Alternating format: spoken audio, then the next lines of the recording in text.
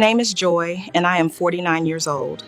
When I was 27 years old, I met a man that I thought I would spend the rest of my life with. His name was Daniel. Daniel was not the richest man in town, but he had a good heart. He loved me with sincerity, respect, and honesty. We met when we were young, and our friendship slowly grew into love. For 5 beautiful years, we stood by each other, through joy and hardship.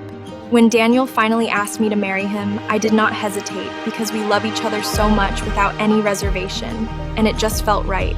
Yes, I said with tears in my eyes. It was one of the happiest days of my life. I will always remember that moment as a true treasure. We started making plans for our wedding, and I informed my parents immediately.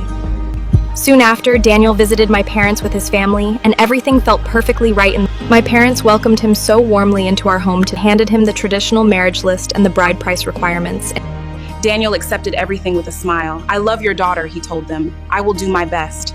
It was a promise that he truly intended to keep. The media team, caterers, decorators, and other service providers have all finally agreed to handle everything for the total sum of 2 million naira for us. It is a lot of money, but with God's help, I can manage it. For months, he saved every naira he could find. He skipped luxuries and focused on preparing for our future together. I admired him for his decisions, love, and dedication. But then something happened. Without my knowledge, my parents secretly contacted the vendors Daniel had already hired.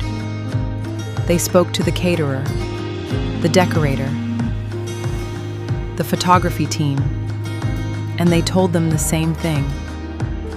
My parents said to them, "The amount you agreed on is too small," and they encouraged them to increase their prices to reflect the true value of their work. Some of them doubled the amount. Others added extra charges.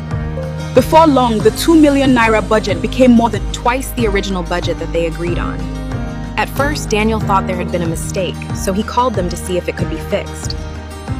They all gave similar explanations. Some said the price of goods changed, while others said they needed more money to cover their basic expenses each month.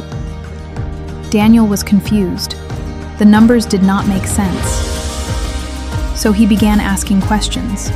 Slowly, the truth came out. One vendor finally told him everything. "Your fiance's parents came to us. They asked us to increase the price of everything, and we just had to be honest." Daniel could not believe what he heard. The people he respected, the people he hoped would become his second parents, were not who they claimed to be. The people Daniel was trying so hard to honor. They had been working behind his back. When Daniel asked my parents, they did not deny it. Instead, they said, "If you truly love our daughter, you should be able to pay much more." That statement broke something inside him. It was never about the money. It was about trust, and in that moment, everything between them changed. He had done everything they asked, yet they still wanted more. For days, Daniel struggled with the decision and the weight of what he had to do. He loved me deeply, but he always feared that if deception could happen before our marriage, then much worse things might eventually happen to us afterward. Finally, Daniel called me. His voice sounded heavy. "Joy, I love you, but I cannot continue with this wedding. I know this is difficult to hear, but I needed to be honest with you today."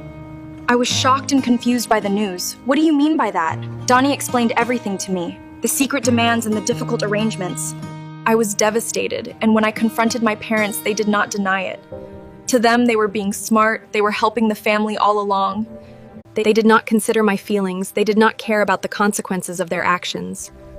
1 week later, Daniel officially called off the wedding. I lost the man I loved, not because he stopped loving me, not because we fought each other, and not because another woman came between us at all. I lost because trust was destroyed. I lost him because my family were greedy. Today, I am still single because of a mistake that could be avoided. Today, whenever I remember Daniel, I understand his decision. Love can survive many difficulties. It can survive poverty, distance, and challenges. But when honesty is replaced by greed, even the strongest love can collapse. And that is how the wedding of my dreams became the wedding that never happened. Some opportunities never return once they are lost, and it is a tragedy to witness what remains when greed enters where trust should have been planted instead. I hope you enjoyed the story. Please like, follow, and subscribe to my page for more interesting stories like this in the future, and thank you for watching.